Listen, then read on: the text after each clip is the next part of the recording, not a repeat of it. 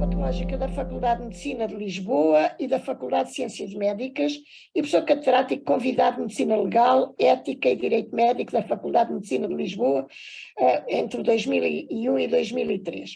Foi diretor do Instituto Nacional de Medicina Legal da Delegação de Lisboa e do Departamento de Patologia Morfológica do Instituto Português de Oncologia. Presidente da Sociedade de Ciências Médicas de Lisboa, das Sociedades Portuguesas de Anatomia Patológica e de Senologia. E presidente do Conselho Nacional de Ética para as Ciências da Vida entre 2016 e 2021 e continua a ser membro do Comitê de Bioética do Conselho da Europa desde 2019. Foi presidente do Conselho Científico das Ciências da Saúde e da Vida da IFCT, da Comissão de Avaliação das Faculdades de Medicina da A3ES e da Comissão Nacional dos Centros de Referência do Ministério da Saúde.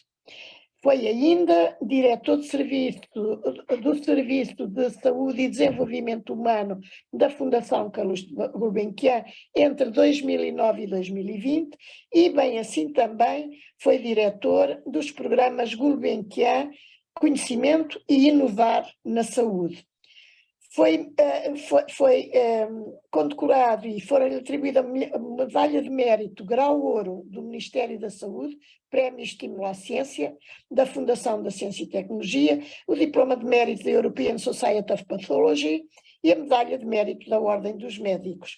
E ainda membro académico efetivo da Academia das Ciências de Lisboa, académico emérito da Academia Nacional da Medicina de Portugal, académico correspondente da Real Nacional Academia de Medicina de Espanha e da Real Academia de Medicina de Granada. Muito obrigada, professor Jorge Soares, e é um privilégio tê-lo aqui conosco hoje e vamos ouvi-lo com toda a atenção, com todo o interesse, e é para a Academia uma grande oportunidade de podermos partilhar conhecimento na sua pessoa e com a sua voz. Muito obrigada.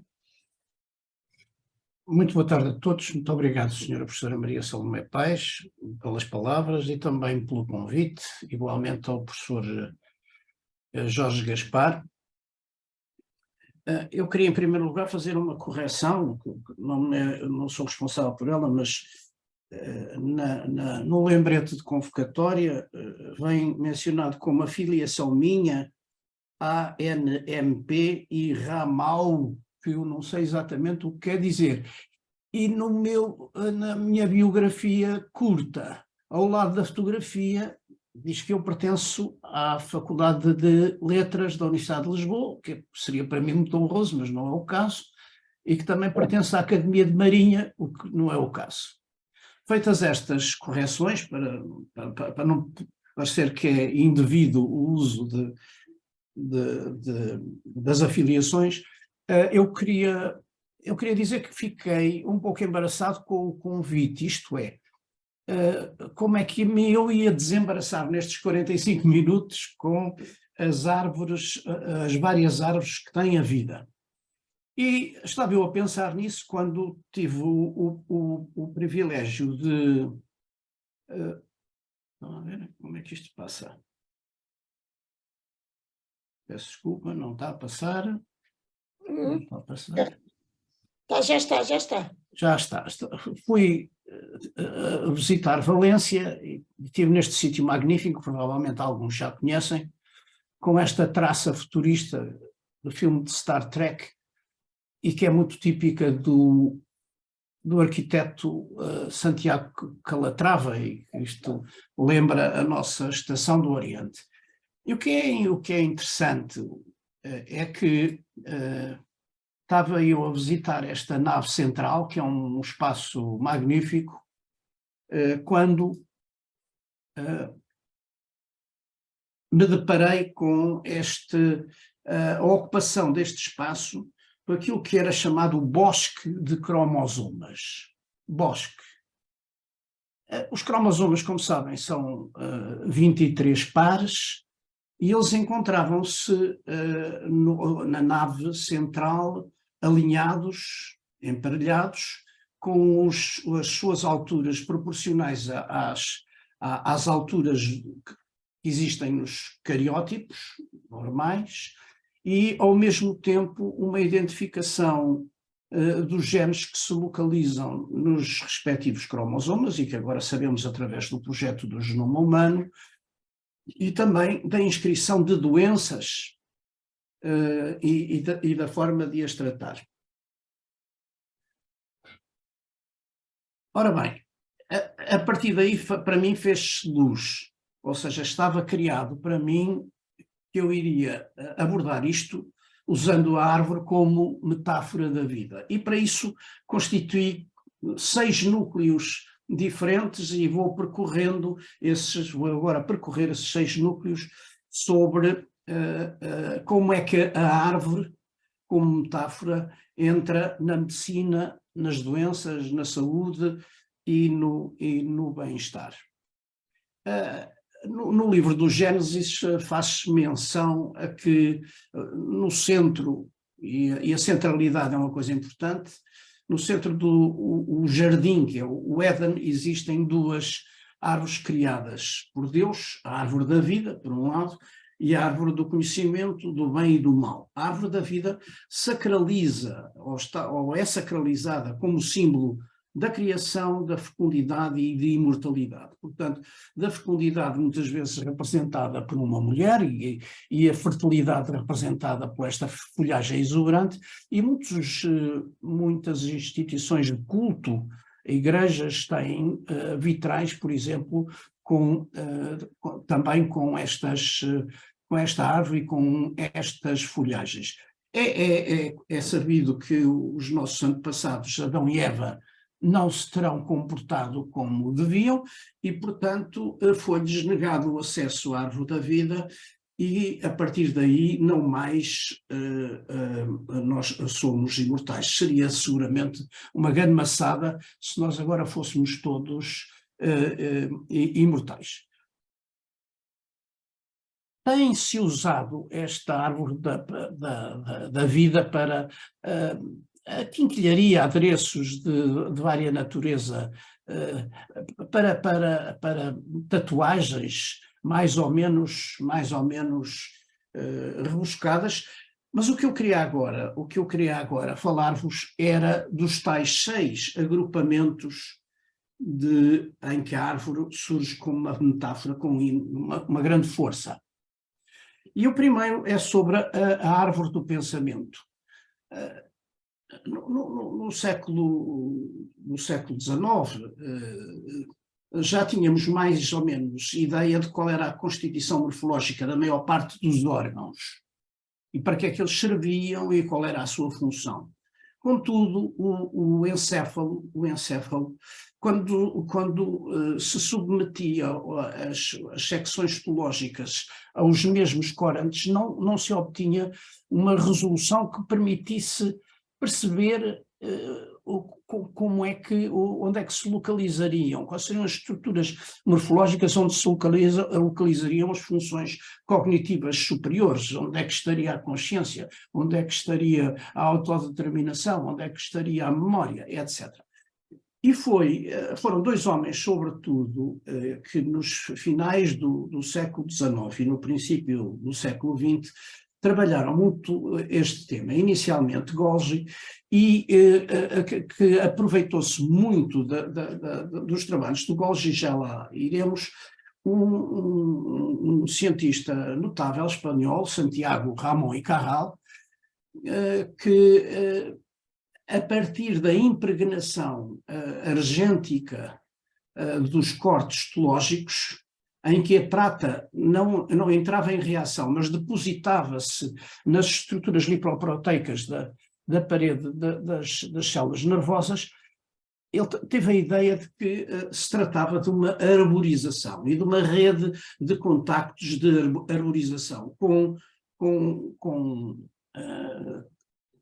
troncos mais ou menos longos, com raízes e com ramos como uma árvore de inverno, como podem ver aqui.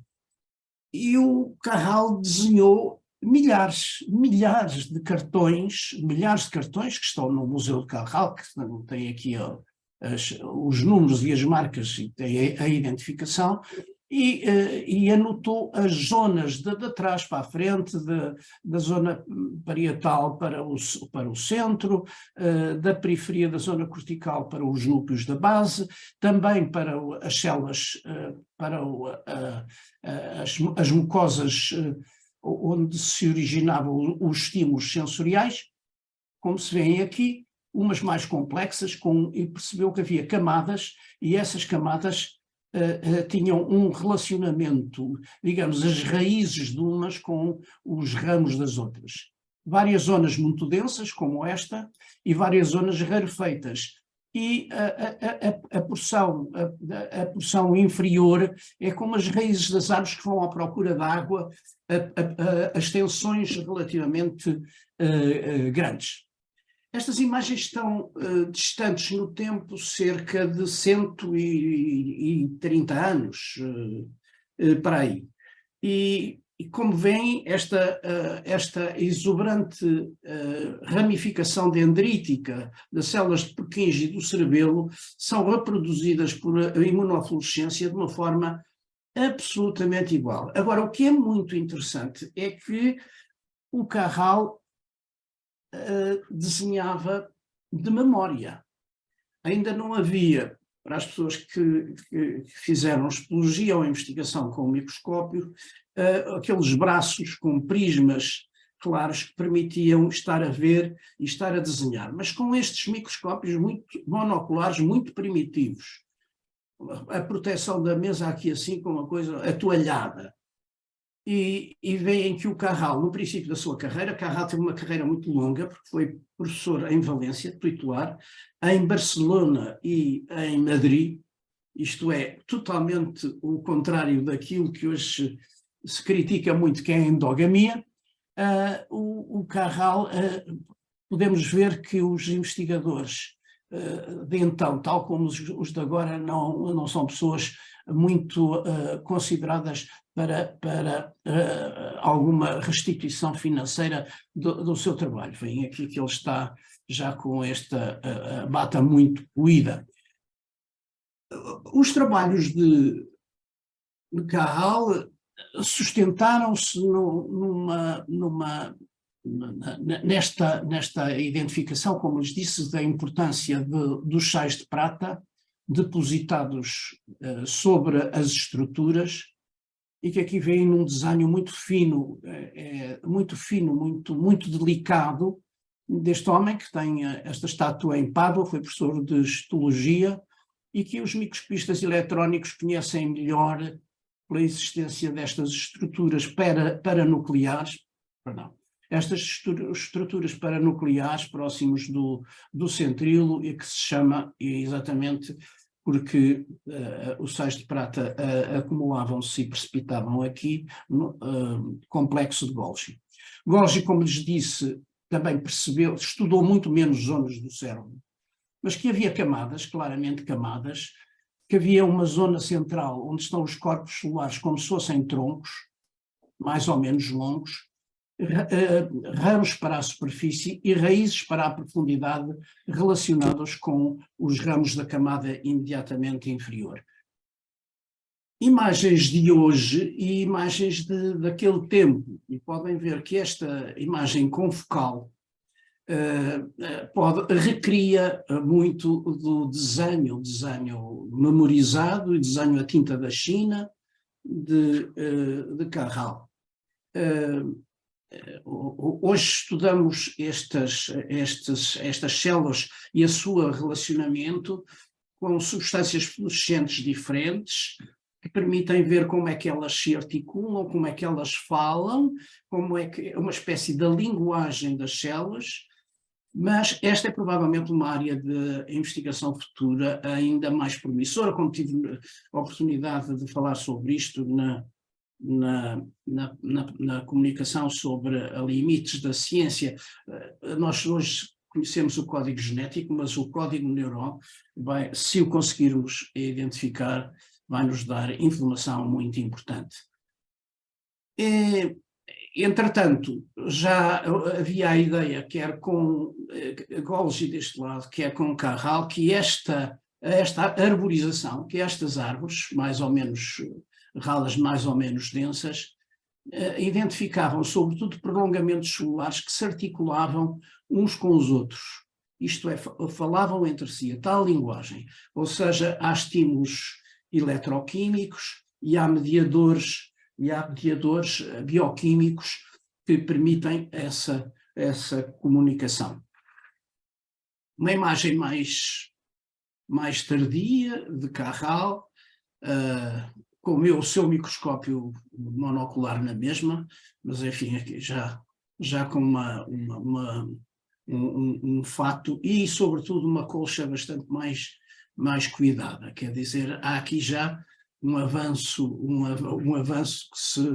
que se nota e que resulta do facto de Carral ter ganho, juntamente com Golgi em 1903, o Prémio Nobel.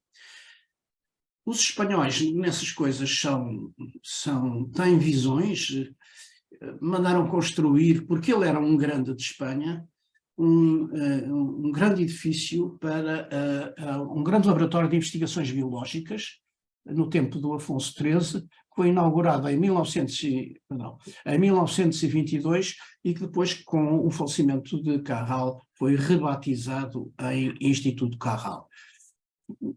Tem-se feito muitas adaptações dos desenhos originais e este livro, este é um álbum que eu recomendo, que é muito interessante, que é uma coleção comentada dos desenhos, parte dos desenhos, que eles foram mais de 2000, de Ramón e Cajal, neste livro que tem este título muito poético, Butterflies of the Soul, Science and Art. E, mais uma vez, na zona central, podem ver uma árvore. E agora ia passar à segunda metáfora, e eu lhe chamei a árvore que leva a vida. Provavelmente este título poderia ter sido mais afinado, achei um bocadinho como o amigo Manuel Sobrinho Simões costuma dizer, piroso.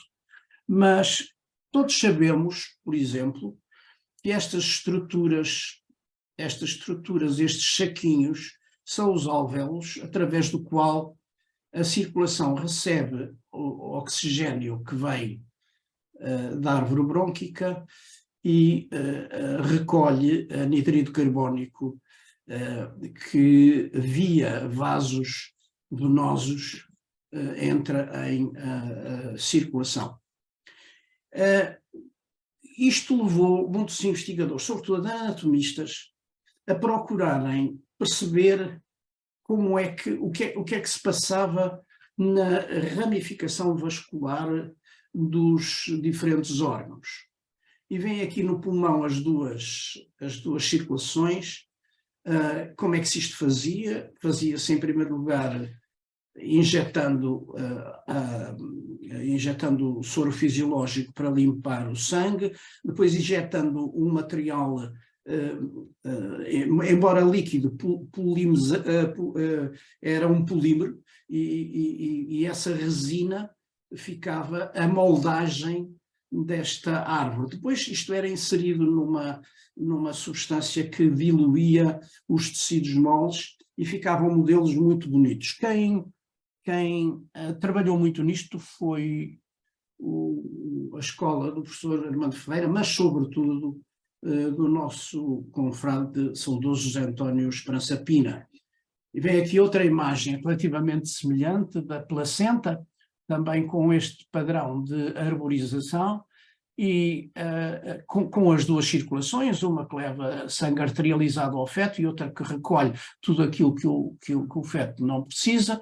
Depois é injetada a placenta através dos vasos que são clampados e isto é introduzido num ácido que, digamos, entre aspas, derrete os tecidos moles e fica só a moldagem, que é aqui também uma árvore, como podem ver.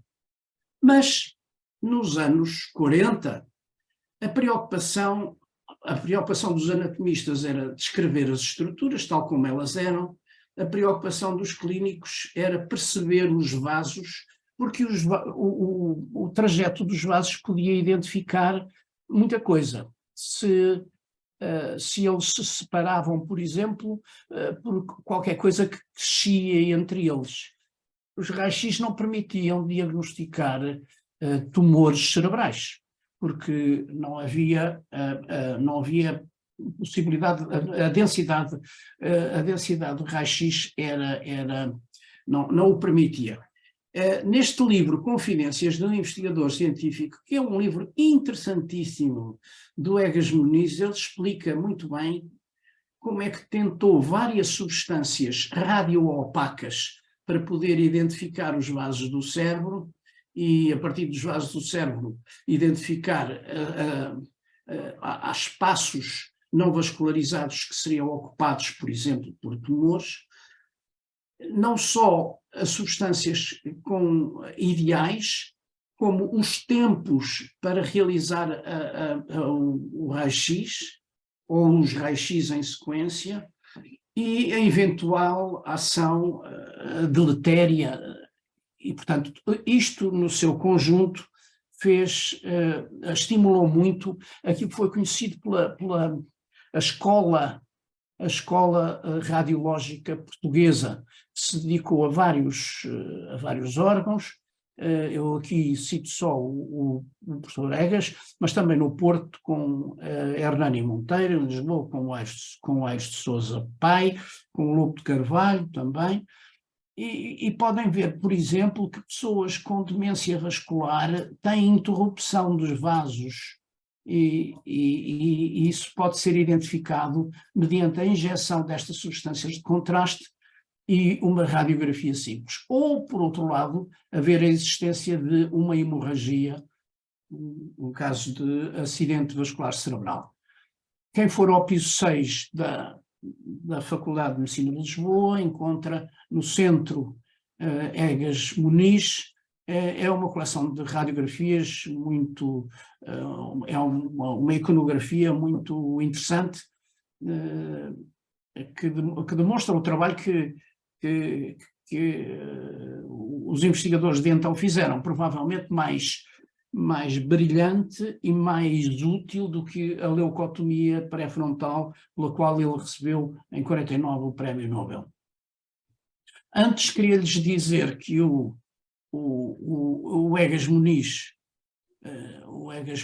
tinha um consultório na Rua do Alecrim, onde observava doentes também do foro da psiquiatria, e aliás isso é que pretextou depois a leucotomia pré-frontal, e fazia eletrochoques, porque não estava separada a psicologia da psiquiatria, da neurologia. E um homem que aparentemente não tinha grande apreço por ele, que era o professor Polido Valente, chamava-lhe o eletricista da Rua do Alecrim, precisamente por causa dos eletrochoques. Mas Egas foi um homem com uma grande diversidade de interesses, e escreveu muito. Vem aqui o Abade Faria, a história do hipnotismo, o Júlio Diniz e a obra, Guerra Junqueiro, ou este fascículo, que é muito interessante, que é a história das cartas de jogar e algum mistério relacionado com a história das cartas de jogar. As confidências que já lhes mostrei, e aqui uma edição muito manuseada, a vida sexual. A vida sexual é a tese de doutoral do Egas Muniz. Foi apresentada em Coimbra, foi de certa forma polémica, não é uma tese neurológica, era uma tese muito narrativa de casos, e a Universidade decidiu que esta tese só podia ser adquirida mediante receita médica. Provavelmente esta é a única tese que teve algum proveito, porque deve ter despertado, e foi comprada. Normalmente as teses são oferecidas e a gente não se vê as pessoas a vender as teses. chama-se, o título foi A Vida Sexual. Muito provavelmente por isso, por essa má aceitação, Egas Muniz veio para Lisboa. Outras razões há, que estão bem descritas na biografia, uma enorme biografia, sobre ele escreveu o professor João Lobo Antunes. Também queria dizer que, a propósito da geografia, lembrar um homem que foi presidente da nossa academia entre 64 e 67, o professor Reinaldo, que, como os cirurgiões costumam dizer, encostou o canivete relativamente cedo, na casa dos 60 anos, e é hoje um historiador de arte respeitado. Estes 2 volumes são 2 volumes enormes, 8 séculos de arte portuguesa, e era também um especialista em ourivesaria. E a terceira árvore é a árvore do cancro familiar. O que é que eu quero dizer com isto? Quero dizer que quando se identifica um cancro num doente, sobretudo com determinada localização, o médico procura sempre saber as gerações que estão para trás e as gerações que estão para a frente. Isto é, como é que estão os primos, como é que estão os avós, como é que estão os pais, se houve mais cancros na família. E a identificação de cancros em 3 gerações definem aquilo que é uma agregação, e esta agregação de casos de cancro pode corresponder a síndromes hereditários, isto é, que podem ser transmitidos através do espermatozoide e óvulo e transmitido às gerações futuras. Quem começou a trabalhar, a perceber isto, foi um patologista de Michigan, que ficou conhecido por ter descrito esta doença, que é um tumor da glândula parótida. Antigamente os patologistas com mais renome estavam associadas às doenças que descreviam pela primeira vez. Tem aqui uma histologia que é muito bonita, a histologia deste tumor. O Sr. Worthing tinha a família tinha uma costureira como colaboradora. As costureiras costumavam colaborar nas famílias com algumas posses. E o que ele deu conta, pelas histórias que se contava, é que a costureira teve um cancro e também outros familiares, pais e avós, tinham tido também neoplasias. E isso levou a publicar, a estudar melhor aquela família, a publicar nos arquivos de medicina interna em 1913 aquilo que ele chamou o estudo estatístico. Quer dizer, o estudo estatístico foi o alinhamento de todos os familiares sob a forma de uma árvore. Este estudo despertou-lhe outros estudos subsequentes, e já diretor de serviço, em 1925, portanto 12 anos depois, faz um estudo muito mais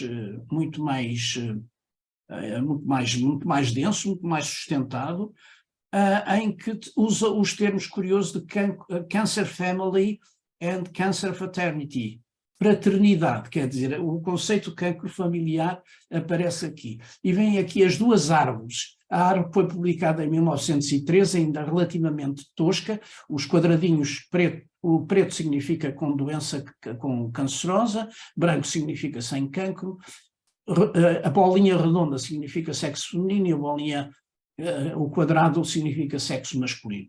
E é fácil identificar a mesma família estudada com muito cuidado, vem aqui na primeira geração, segunda geração, terceira geração, quarta geração, quinta geração, a existência de neoplasias. Portanto, o cancro familiar é também a árvore genealógica no cancro familiar é absolutamente fundamental para identificar estes portadores de neoplasia. E o que é que se lhes faz? O que se lhes faz é vigilância e, em alguns casos, amputação.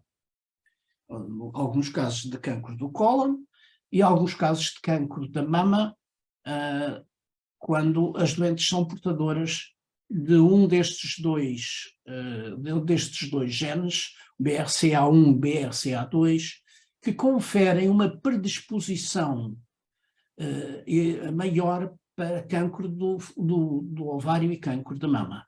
Isto não significa que as pessoas têm ou vão ter inevitavelmente. O que significa é que a probabilidade disso acontecer é muito elevada. Como vem aqui, eu não vejo do lado direito do ecrã porque estão os quadradinhos com os participantes, mas vem aqui entre 50%, 60% e 40%. Portanto, o que é que há para oferecer a estes doentes? A vigilância e, em alguns casos, a remoção do tecido, onde pode vir a desenvolver-se um tumor. Este modelo ficou muito conhecido ou mediatizado através das notícias sobre a Angelina Jolie, que fez uma remoção de ambas as glândulas mamárias e pôs próteses que hoje já é possível pôr com qualidade, e com isso, pelo menos, a vir a desenvolver ao longo da vida cancro da mama, isso já não irá acontecer. E agora a quarta agregação do cancro como metáfora, da árvore como metáfora na doença e na doença cancerosa.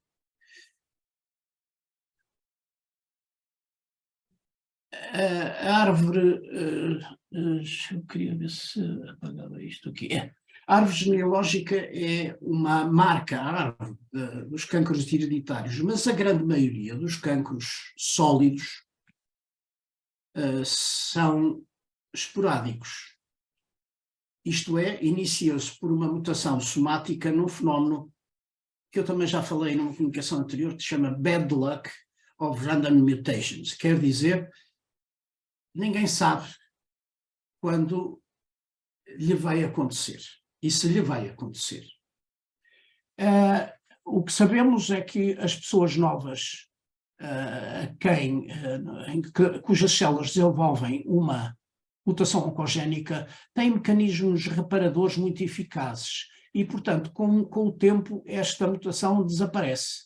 Esta mutação que consegue ser eliminada, esta célula consegue ser eliminada. À medida que vamos envelhecendo ou que os tecidos vão ficando lesados, uma mutação oncogénica não existe a capacidade de a remover de forma tão fácil e, pelo contrário, há a capacidade de ela se multiplicar e dar origem a vários pontos de possível origem de tumor. Algumas destas mutações conferem vantagem no crescimento e naquilo que se chama a seleção positiva durante a evolução do tumor. São mutações condutoras, é assim um pouco, existem dois grandes grupos, as condutoras e as passageiras. As passageiras é como num autocarro, são muitas, mas não são muito importantes. O condutor é um e é ele que leva toda a gente atrás, não é? O que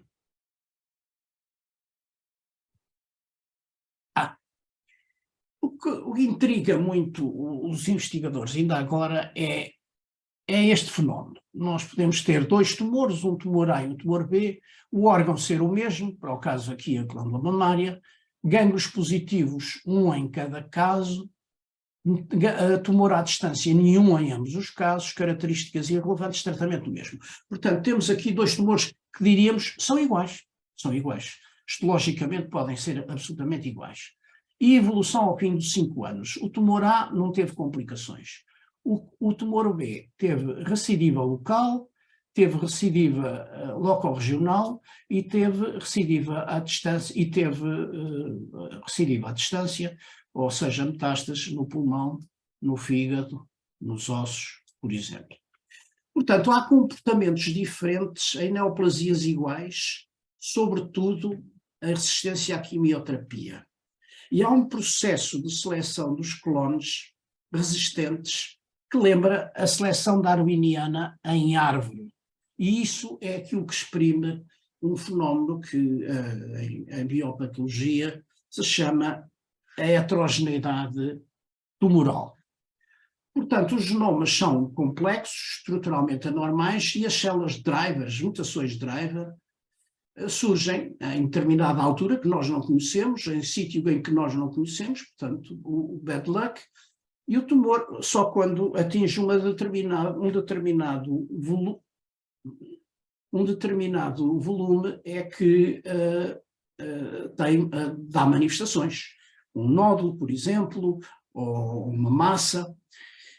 E é a partir dessas células que crescem que se emergem clones, que se os clones são todos da mesma família, o tumor é todo igual e, portanto, é muito sensível à quimioterapia. Mas se constituem clones que são parcialmente diferentes, isto é, num processo de seleção do próprio tumor, de condição da sua sobrevida, como acontece com a resistência das bactérias, o que temos é um fenómeno assim. Aqui em cima não chegamos a ter árvore. Chegamos a ter um tumor que é todo igual e esta evolução foi linear e as células são todas iguais e, portanto, se acertamos no agente antineoplásico, o tumor fica curado. Pelo contrário, aqui, como podem ver, estes subclones vão gerando composição celular diferente e ramos cada vez mais resistentes, amarelo, verde, azul, etc. Estão aqui. Portanto, este processo de evolução somática é um processo que foi estudado em vários modelos. Um deles permitiu estudar para trás e para a frente. Para a frente, seguindo os doentes, para trás, com o estudo dos tumores primitivos, que se encontram aqui,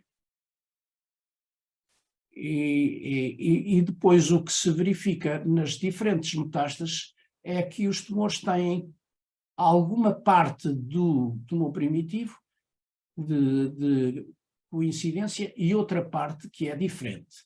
Esta ramificação sucessiva vai criando clones que são resistentes, e esses clones que são resistentes são muito semelhantes ao desenho que o Darwin fez quando publicou a teoria da evolução das espécies, como ele diz, I think, e a sua árvore é muito parecida com esta árvore daqui.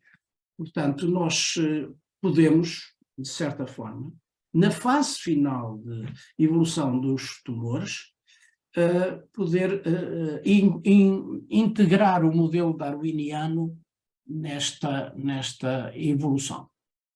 E agora passávamos para a quinta e penúltima agregação de ideias à volta da metáfora da árvore, que é a árvore a contar a nossa história pessoal. Em 16/7/1918, desapareceram 3 séculos de geração de Romanov,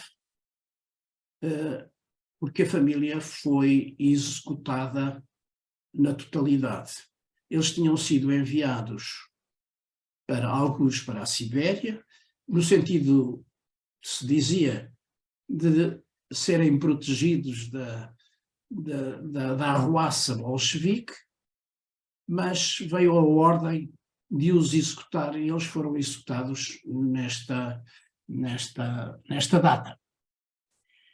E, portanto, o que é que isto tem a ver com a árvore e o que é que isto tem a ver com a história que eu quero contar?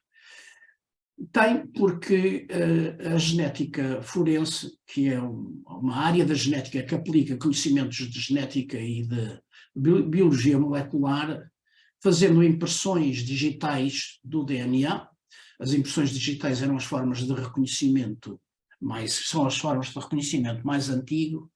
Utiliza marcadores de microsatélites, ou seja, são áreas não codificantes do DNA.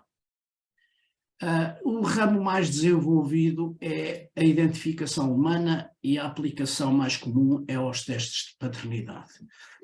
Isto vem ao acaso que, quando Yeltsin esteve no poder, 91, 92, ou isso, se diz nos mentideros da diplomacia que ele ou queria visitar a Rainha Isabel II ou queria que a Rainha Isabel II visitasse a República Soviética, ou a Rússia. E a rainha terá dito que punha como exigência que a família Romanov fosse exumada e tivesse um enterro com o devido respeito pelas pessoas humanas, que eles eram. Há aqui também uma relação com a Rainha Vitória, com um antepassado para trás, e, portanto, isto é o que se conta. E, portanto, em 91 houve autorização para fazer a exumação. O local era um segredo de Estado, mas soube-se onde é que era, e foram encontrados 5 cadáveres do sexo feminino e 4 do sexo masculino. Ora, os casares tinham 5 filhos, e, portanto, há aqui gente a mais. E o que se verifica, 4 deles seriam do seu staff permanente, a empregada, o médico pessoal, etc. Mas foi possível usar os marcadores de microsatélites que lhes falei e agrupar as diversas amostras, e podem ver que há grandes coincidências, e essas grandes coincidências estão aqui mais explícitas, não é?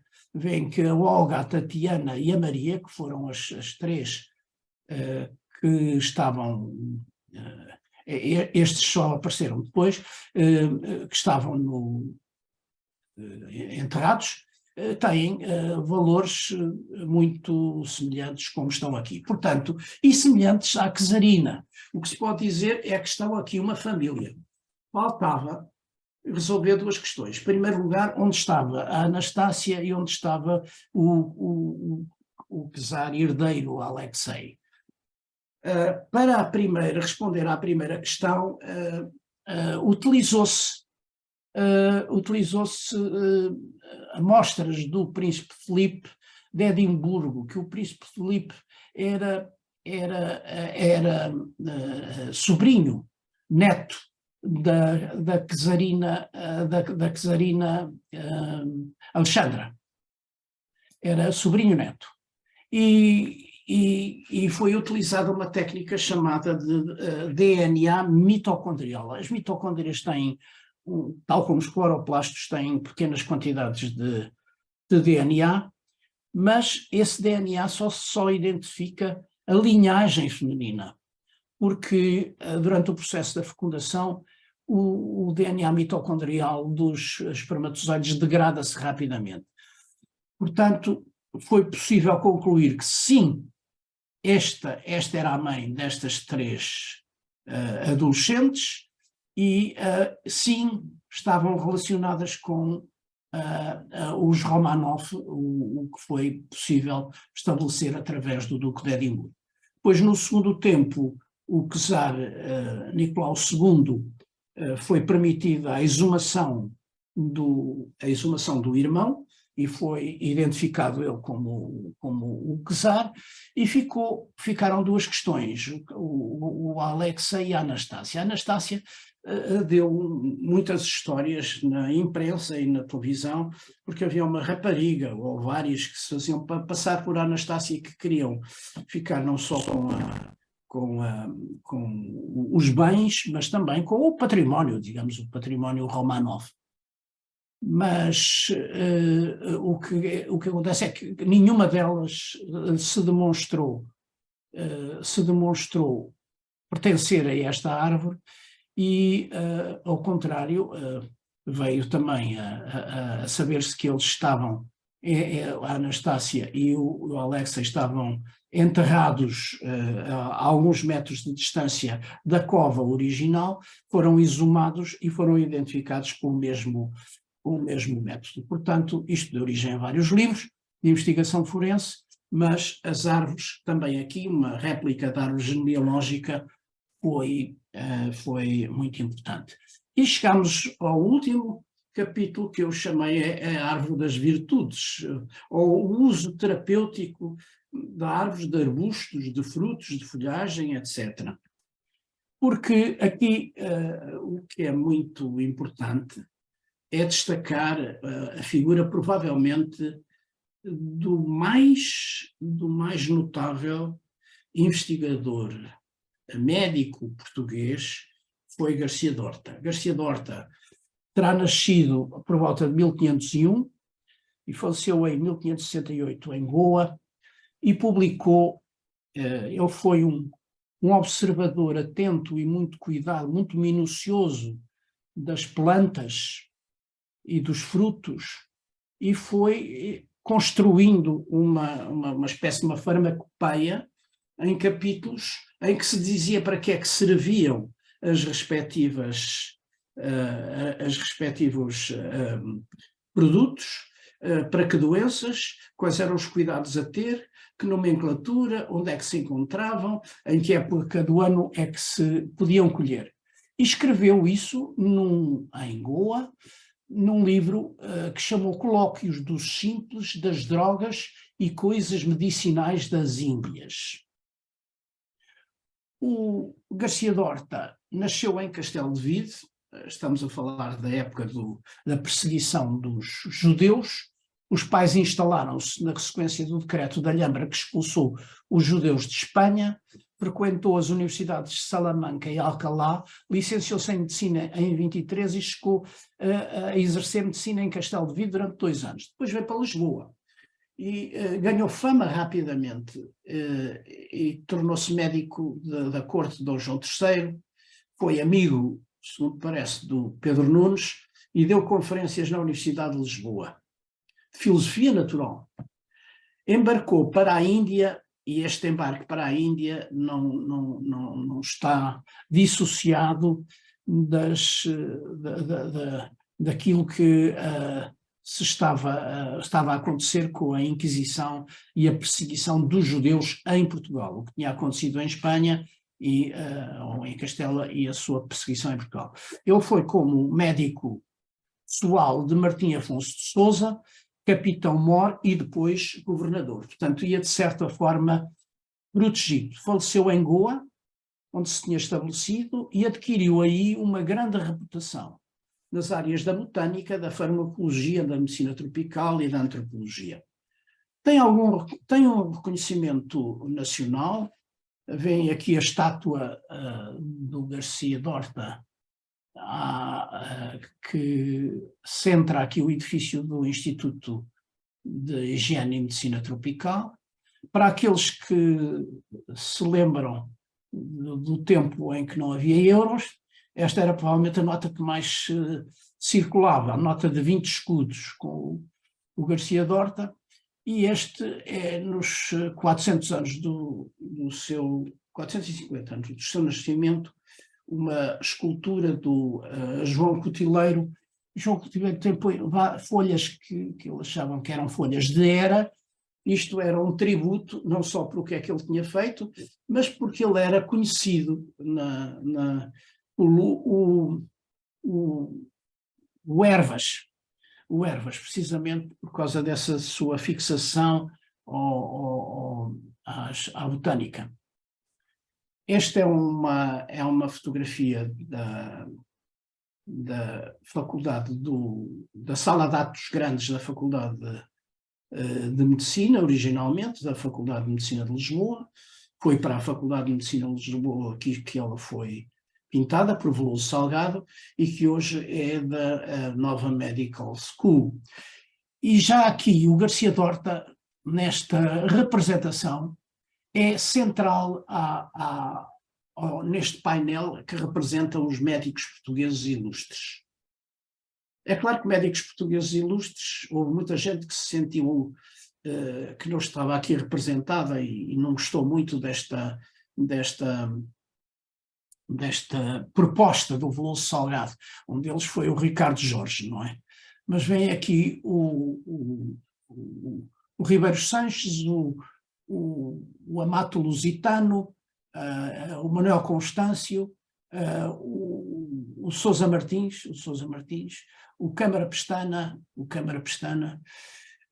e portanto há aqui um conjunto de figuras da medicina portuguesa, mas quem está verdadeiramente no centro, quem emerge como a figura tutelar mais importante e mais antiga, com o livro, com os desenhos, é Garcia Dorta.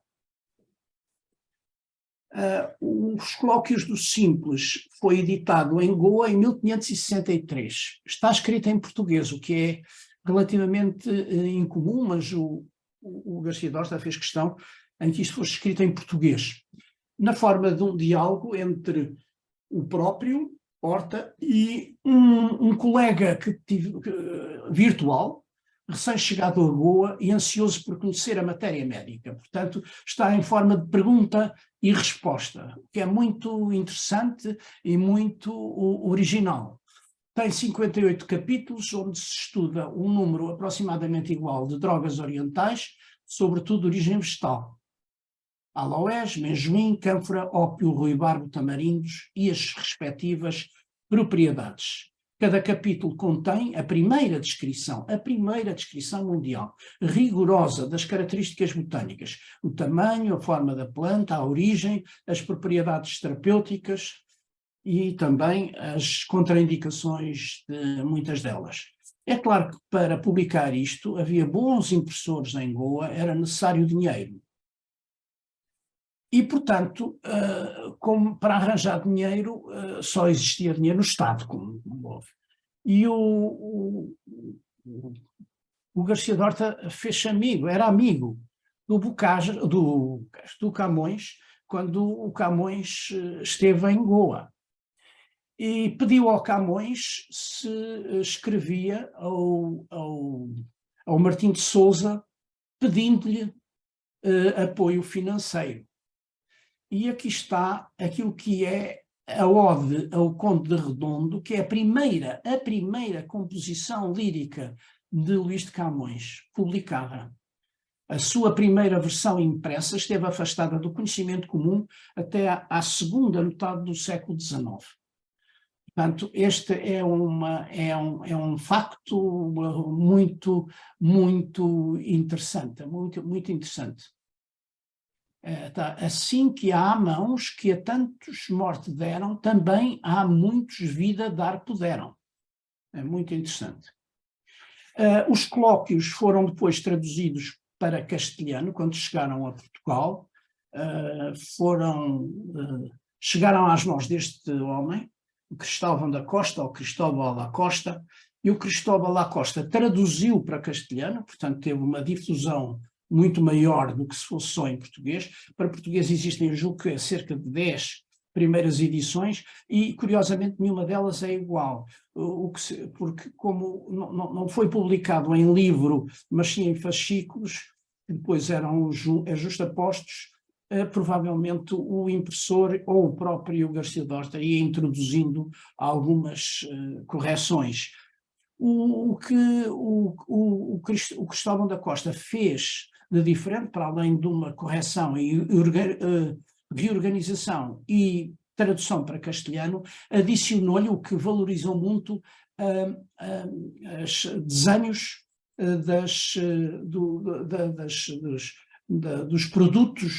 dos produtos, das árvores, dos frutos que eram mencionados nos colóquios.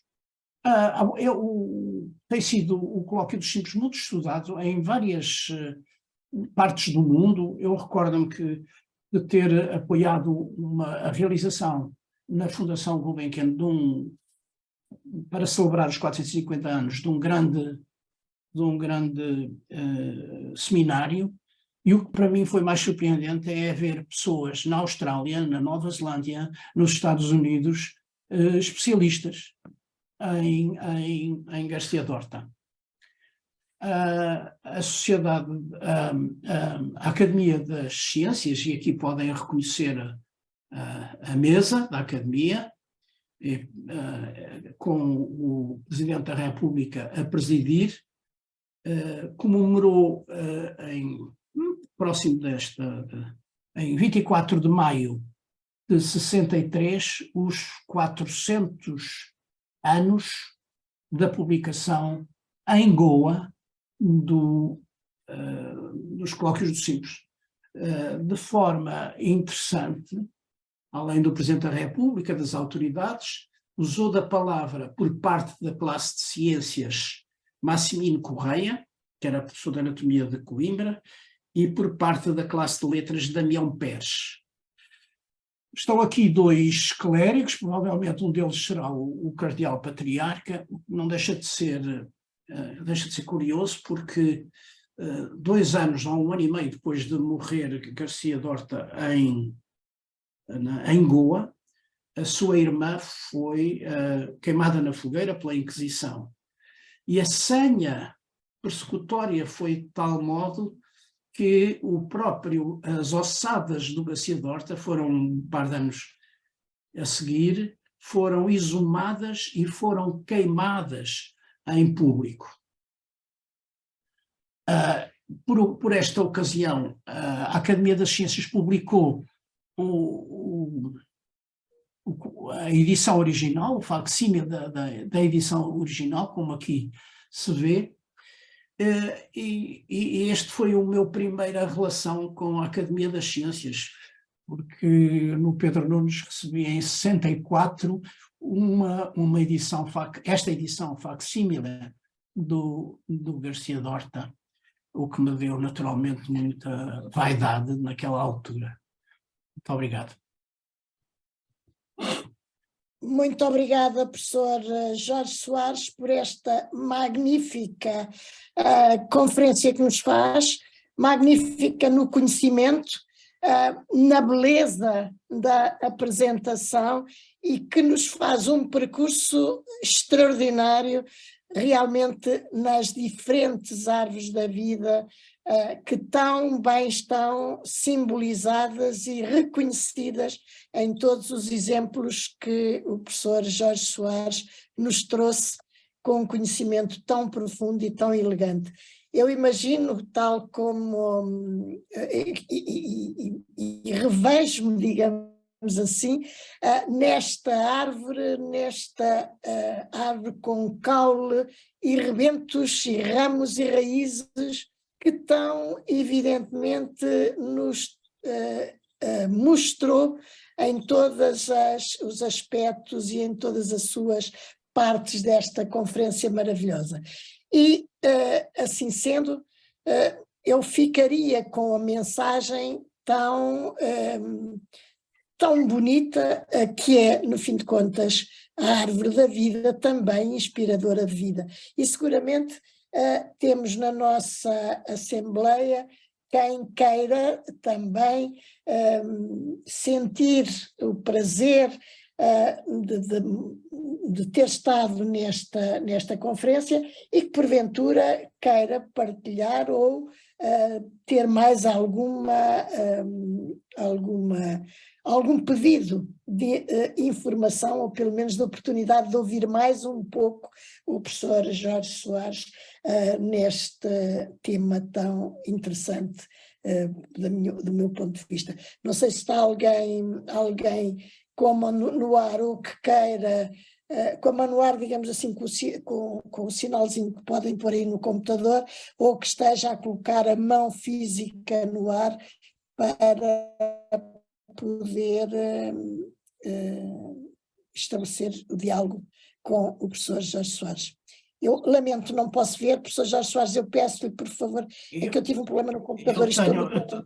Eu suponho que já posso falar. Já. Não posso? Eu só queria agradecer essa magnífica palestra ao Sr. Professor Jorge Soares e queria também agradecer à Sra. Professora Maria do Salomé Paes, por quem tenho muita, muita consideração, todo este trabalho de organização destas palestras. Muito obrigado, Vítor Luco. Muito obrigado, Sr. Professor. O professor Jorge Gaspar. Muito obrigado por tudo. Apetecia-me abusar da condescendência e ficar aqui numa charla, porque a sua conversa atira-nos para esse tipo de colóquio que é a conversa, e por fascínio que teve, deixou-nos aqui todos a pedir mais. Eu pegava sobretudo para um domínio que ultimamente me tem atraído bastante a minha atenção, que é o tudo tem a ver com tudo. E realmente, nesse sentido, foi uma conversa verdadeiramente académica, mas também no ponto de vista do que podemos chamar a natureza, que é algo que hoje tanto nos preocupa.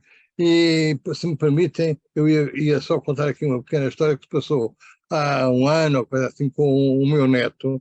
O meu neto tinha na altura 6 anos, e estávamos no nosso pátio lá em Alvito a admirar as habilidades de uma osga. E foi uma boa oportunidade para valorizar o papel da osga e como a osga faz parte da nossa vida, não é? E de caminho vieram as formigas, que era o alimento predileto desta osga e outros insetos. Também aproveitamos para valorizar a formiga. Bom, e descendo na escala dos animais, tínhamos que chegar a outro, dar um salto para um tronco, fizemos um salto para o vegetal. E o vegetal também tem sensibilidade, também tem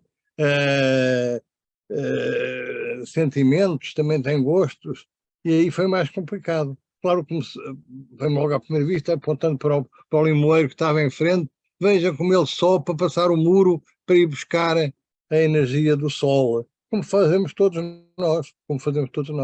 E este foi o caminho mais fácil. Claro que isto levou-me a procurar, e é aí que eu purificava, levou-me a procurar o que é que tem feito recentemente, e há mais tempo, recentemente, neste domínio.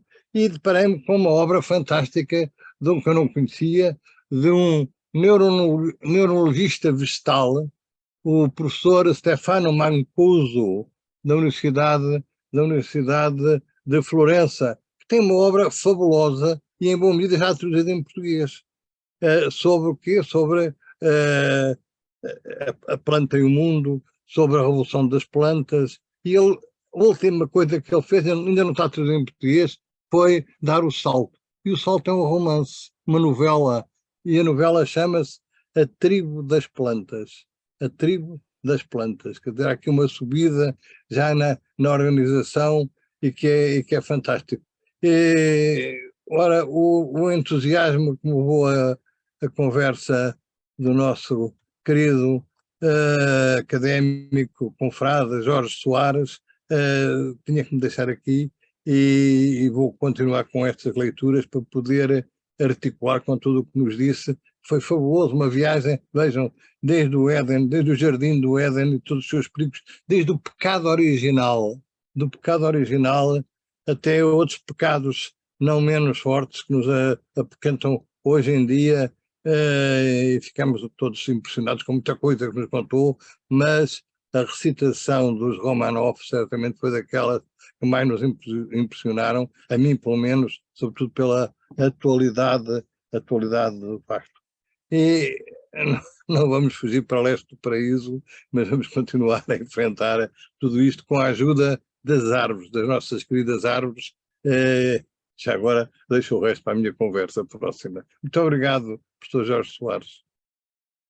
Jorge Gaspar, muito obrigado pela generosidade das suas palavras, e eu também, depois de o ouvir, fiquei com vontade de prolongar a tertúlia, provavelmente noutro local, Sem dúvida. com uma cervejinha fresca que Acho que sim. nos faria bem, mas eu acho que sim. E muito obrigado por o livro que me lembrou e os trabalhos do Mancuso. Eu já li alguma coisa sobre a possibilidade da existência de uma espécie de sistema nervoso nas plantas.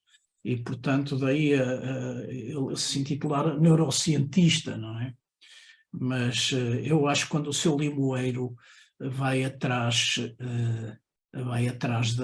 da luz, da energia, é um fenómeno adaptativo interessante. Ele provavelmente não está a pensar no que vai fazer ou o lado para que vai crescer, mas é um fenómeno adaptativo interessante. E é isso que neste momento é mais intrigante no cancro esporádico, no cancro bad luck, no cancro que não é familiar. É a existência dessas ramificações que conferem, como que o tumor entrasse em competição com o hospedeiro. O hospedeiro tem imensas armas, entre elas o conhecimento, e armas externas, como é, por exemplo, a quimioterapia. Mas o tumor intrinsecamente desenvolve mecanismos, tendo muito menos armas, desenvolve mecanismos de sobrevivência e mata o hospedeiro, não é? Esse é um das questões intrigantes e mais fascinantes da investigação biopatológica do cancro. Eu dava agora a palavra ao Regos, se faz favor, mas tem que pôr o seu microfone. Já consegue falar?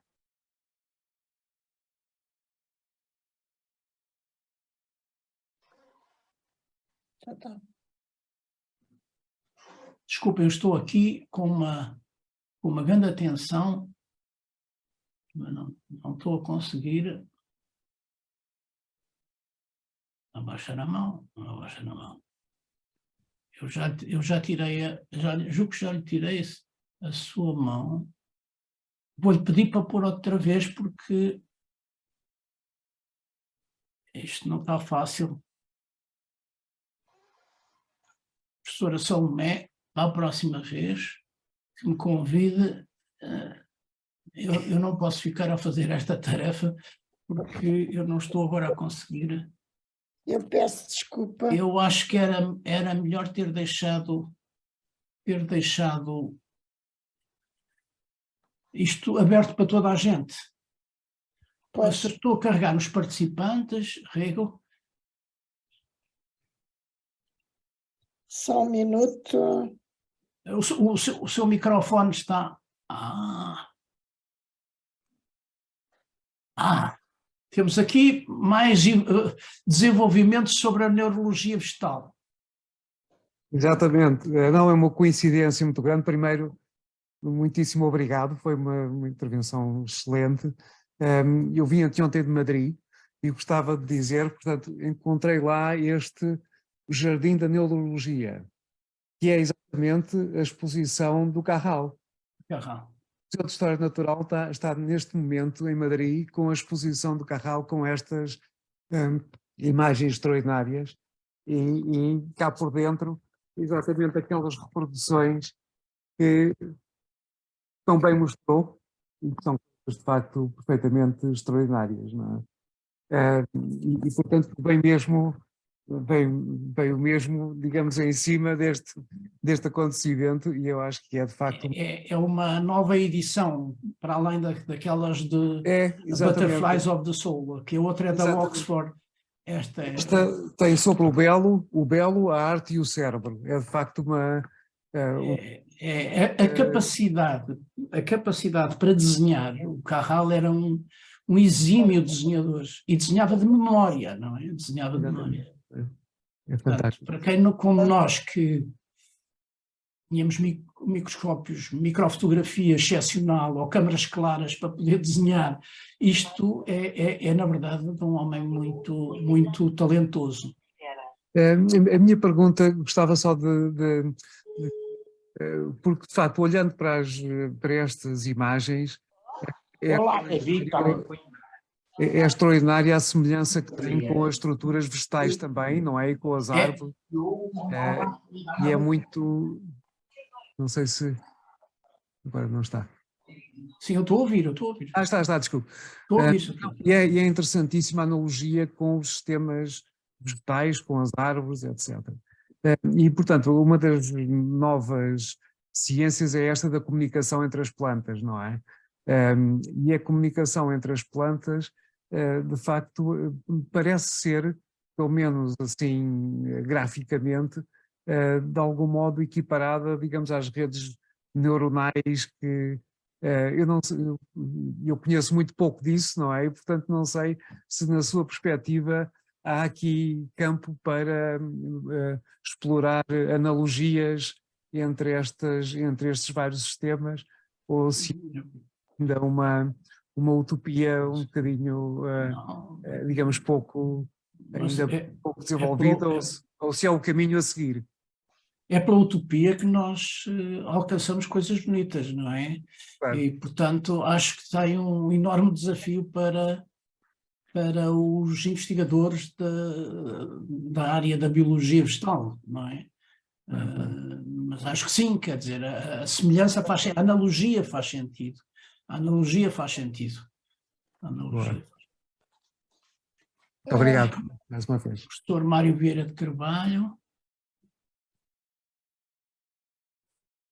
Consegue falar, professora? Eu não estou...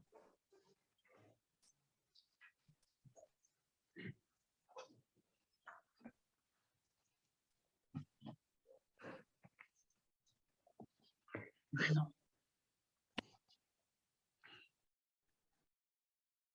Agora já consigo, creio eu. Está, Queria- Pedro? Já está, já está. Minhas saudações a todos, mas naturalmente em especial ao professor Jorge Soares pela sua magnífica conferência, que me deixou verdadeiramente entusiasmado e que com a qual aprendi imenso. E gostava só de pegar neste último seu comentário sobre a utopia e lembrar que no tempo do Garcia Dorta, o Gil Vicente, na Tragicomédia de Dom Eduardos, tem o verso que diz assim: por lo impossível andamos. Exato. O que é muito significativo, não só da época, como desse princípio de pensar uma utopia, não é? Muito obrigado, Sr. Professor, pela sua magnífica... Obrigado, sou eu. E as minhas Obrigado, saudações. sou eu, pelo comentário. Obrigado. Eu não estou a ver mais ninguém, de maneira que eu acho que, em nome não sei se a professora Maria Salomé Paz quer dizer alguma coisa, da minha parte, despeço-me com amizade e muito gosto em pensar este assunto. E se nos encontrarmos para uma tertúlia, professor Jorge Gaspar, eu estarei lá. Eu gostaria só de mais uma vez agradecer ao professor Jorge Soares, e não vou repetir aquilo que já disse, mas a extraordinária conferência que nos trouxe, e já agora também um bocadinho como complemento, de facto, cada vez mais, do ponto de vista da interação entre as plantas, se considera que as plantas têm uma certa comunicação entre elas através das raízes e através da rizosfera, e portanto aí está mais uma vez aquilo que há pouco o professor Jorge Soares nos mostrava também em relação às inter-relações entre os neurónios e por aí fora. E não há dúvida que é um assunto extremamente estimulante e também da beleza que nos interpela em relação àquilo que é muito do que se passa no mundo vegetal e no mundo animal. E já para não falar nos aspectos todos da sensibilidade das plantas, enquanto na sua característica de volubilidade ao longo de um suporte, ou da sua sensibilidade através de um toque, porque na realidade as plantas sentem o toque e reagem ao toque, algumas delas mais do que outras. Mais uma vez, professor Jorge Soares, muito obrigada por tão excelente conversa que teve connosco, de conhecimento, e 100% de acordo, merece merece uma tertúlia à volta de uma mesa e de uma boa conversa para nos continuarmos a cultivar e a aprender mais. E eu que terminaria anunciando a próxima sessão deste ciclo sobre a árvore e que terá como título A Árvore, um Bem Social, o Valor Económico e a Sustentabilidade. Temos para esta nova palestra o professor Francisco Rego, que sei que está entre nós e que, portanto, aqui estaremos no próximo dia, e agradeço antecipadamente o ter aceitado estar connosco nesta nova palestra do ciclo sobre a árvore. Muito obrigada a todos por terem estado connosco, espero que tenha sido uma tarde magnífica de conhecimento e de interpelação e de aprendizagem. E mais uma vez, muito obrigada, professor Jorge Soares. Obrigado.